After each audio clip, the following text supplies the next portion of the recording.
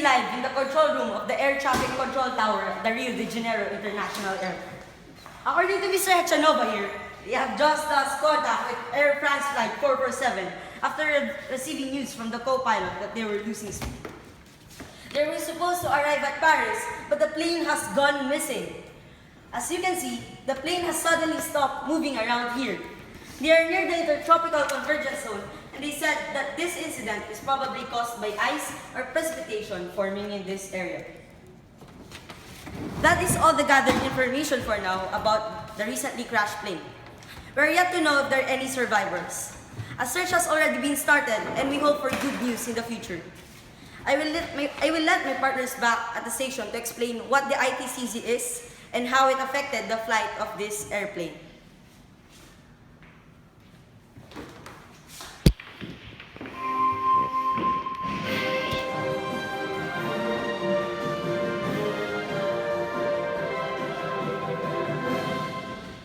ITCZ is an area wherein the northeast and southwest winds converge. It encircles the Earth and is near the equator. It isn't actually a complete straight line like the equator, and it changes throughout the year. It appears like a large band of cumulus clouds of low air pressure. The ITCZ is often referred to as the doldrums. Doldrums is a state or period of inactivity, stagnation, or depression. ITCZ is a very weird area. It has very irregular weather patterns with thunderstorms and stagnant calms. The ITCZ also affects the weather of various countries like the Philippines. In fact, their summer monsoon and their winter monsoon depends on the ITCZ. In January, the ITCZ can go up to 20 degrees south, and in July, it can go to a maximum of 25 degrees north. Also, notice that in January, the Philippines experience hanging amihan or northeast monsoons, and in July, they experience hanging abagat or southwest monsoons. We can say that the ITCZ is like a switch that can control what trade winds can go to what country. But if you happen to live directly below the ITCZ in a certain point of time, it's some bad news. Since the ITCZ is an area of low air pressure, there is also very erratic weather patterns. Very high thunderstorms and precipitation may occur. This may also be why the airplane has crashed. With violent thunderstorms and ice forming, the pilot has lost control of the plane. That is it for now from our science segment. Goodbye!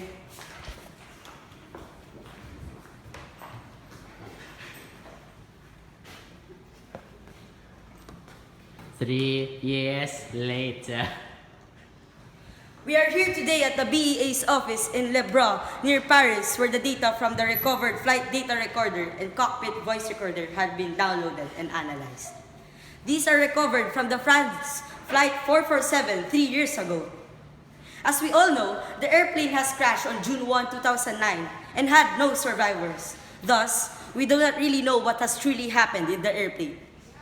But since all this data has been recovered, we can now listen to the pilots and co-pilots' messages. What are you doing? Losing control of the plane! According to the data collected, the co-pilot was trying to gain altitude by pulling the nose of the airplane up. While gaining altitude, the airplane actually lost speed. The crash was caused by the co-pilot's wrong reactions to the bad situation. The ice formed rapidly on the airplane sensors because of the ITCZ. But the co-pilot acted wrongly and got them all killed. It's not really the ITCZ's entire fault, but it is one of the factors that the flight crashed. Now, there you have it.